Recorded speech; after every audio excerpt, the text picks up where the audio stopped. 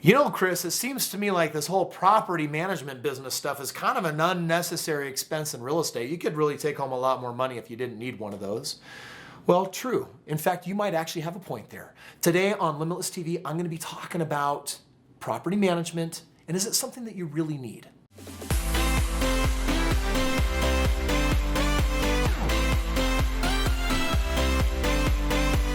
I love property managers. In the beginning, I didn't have one. I was the property manager. And you know what? When I bought my first real estate deal, I was thrilled about being my own property manager because I really didn't want to take 10% of the gross rent and actually give it to somebody else. I was making $1,500 a month on my home, and 10% of that is $150.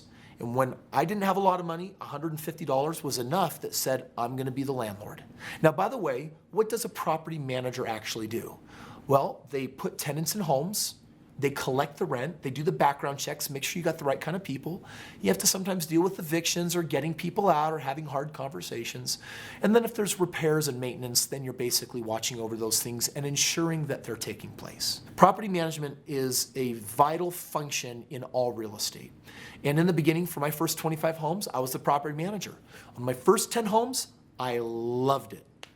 On my next 10 homes, I started liking it less. And on the last 5 homes of the 25 that I ever personally property managed, I started very strongly disliking management because that was a lot of phone calls and it was a lot of headache and it was a lot of work and then there was a lot of accounting and I was doing it all by myself while I was a full-time student going to school full-time. And it just felt like it was starting to take 20 hours a week. And I called a buddy of mine in Florida and I said, I want to give you an opportunity. I want to pay you $3,000 a month to manage all of my properties so that I can get busy on building a bigger portfolio and bringing more properties in. He moved his family from Florida and I taught him how to do what I was doing. I taught him how to place tenants. I taught him how to do open houses. I taught him how to select and do background checks on the right tenants that had betterish credit, that had greater income and more stability and good jobs that weren't going to bring smoke or pets if possible into the homes.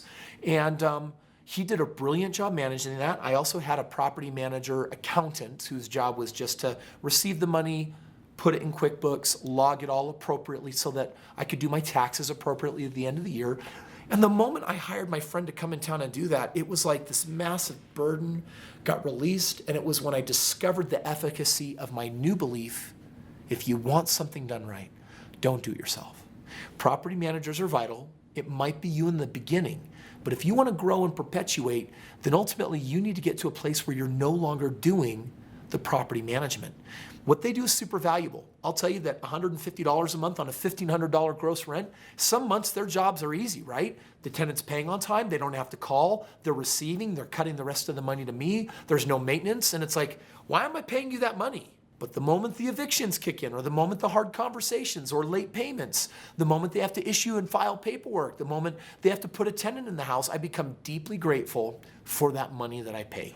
Property managers essentially are going to do the maintenance, put people in the homes, do the background checks, collect the money, and do the nasty hard things when it comes to evictions, paperwork, hard conversations, collecting late fees, et cetera, et cetera, et cetera.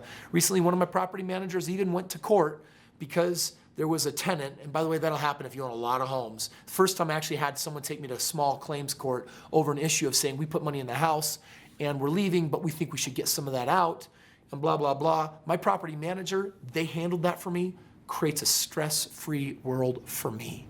But what I really want to share with you is how you game the system to your favor. Do you want to know how to take property management, have other people do the work, and get the most out of it? Check this out. Let's talk about how you game the system. It comes down to the property manager, right?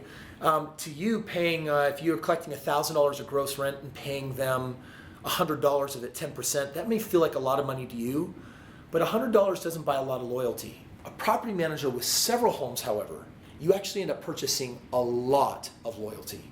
That's the game that I play, is that I'll have all of my clients buy real estate in one area, so we give all of our properties, and there we're the kingpin. We have 400 properties placed with them, which means that you now matter, and it means that instead of 10%, they're often charging 8% or 7%, a discounted rate, and they know they gotta run the operation squeaky clean and keep you happy because they're tied to something way bigger. Volume is how you win in real estate when it comes to repairs and bids and winning and buying, and absolutely in property management, the game is all about volume. So even if you were to buy 3 homes in an area with the same property manager, those 3 homes purchase far more loyalty than if you just have 1 home. So when you're thinking of your system of where to do deals, think of the power of volume and leverage that to your benefit. And that's what a property manager does. Thank you so much for watching the video today. I really appreciate you. If you haven't already, hit that subscribe button. Take the opportunity to learn more and see more of the videos that we got going on, and drop some comments below on questions that you have or videos that you'd like to see us create.